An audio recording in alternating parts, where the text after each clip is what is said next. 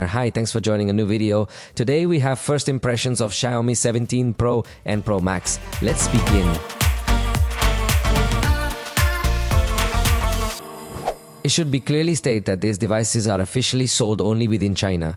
If you're outside China, you might obtain them through importers, but you won't have the brand's official support.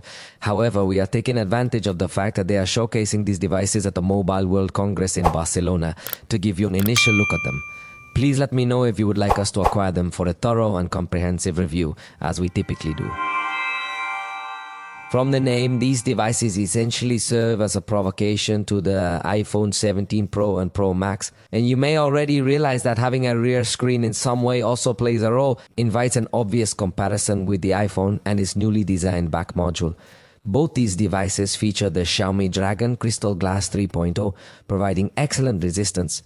Naturally, the Pro model is going to be more compact compared to the Pro Max model. However, as I mentioned, the most appealing aspect is the rear screen, which even allows us to customize certain elements of our device. So you have the option to select the wallpaper you prefer to display there, and if you wish for the screen to remain on continuously, although you'll notice it will dim somewhat so it won't use as much battery, I appreciate that you can fully personalize this screen to suit your preferences. You can choose the photo you desire, but it won't only serve as an aesthetic feature. However, I would have preferred to see even more options available.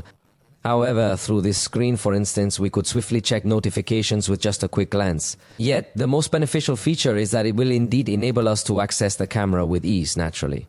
Also, this device integrates the collaboration with Leica, featuring Sumilux lenses.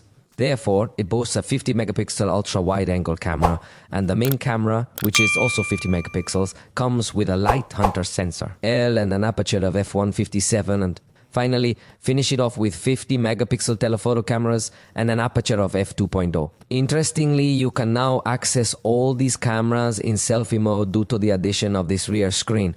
This screen, being OLED, offers improved power efficiency and enhanced contrast.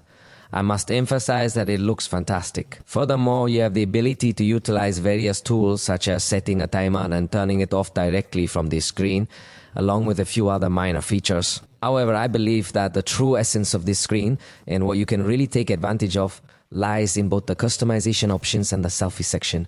On the back, you'll discover the main screen, which measures 6.3 inches and 6.9 inches respectively. In both scenarios, they boast an impressive peak brightness of 3500 nits, which is quite high, and 120 Hz to ensure maximum fluidity.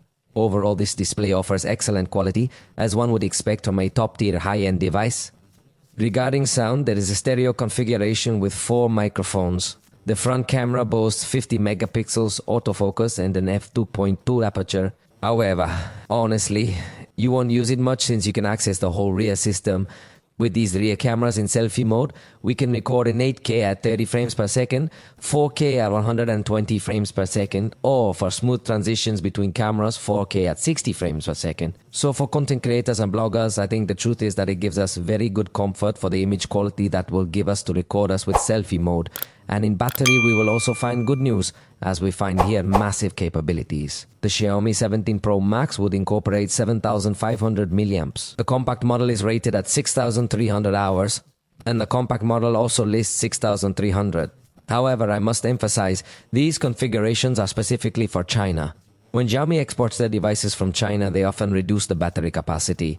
We should consider this a significant factor if Xiaomi decides to officially release these devices outside of China. It seems that the plans may not align with this. Both devices support 100 watts of wired charging and 50 watts of wireless charging, and they also include support for reverse wireless charging, which is expected in a high-end device. They come with Hyperos 3, which will naturally be more optimized within China compared to the rest of the world. However, it remains to be seen how well it adapts if there's a global release later on. Additionally, they support Wi-Fi 7, Ultra-Wideband 7, and the USB-C ES3.2 Gen 1 connector for extremely fast data transfers. Obviously, we have the Snapdragon 8 Elite Gen 5 processor built on a 3nm process with up to 16 GB of LPDDR4X RAM and UFS 4.1 storage up to 1 TB. Remember, these are our initial impressions to get to know the product. Definitely. It will be quite interesting to conduct a detailed review, so please let me know in the comments if you would like us to obtain it, as there is distribution available. In Mexico selling it, but without brand support. We've reached the end. If you liked it, let us know. See you next time.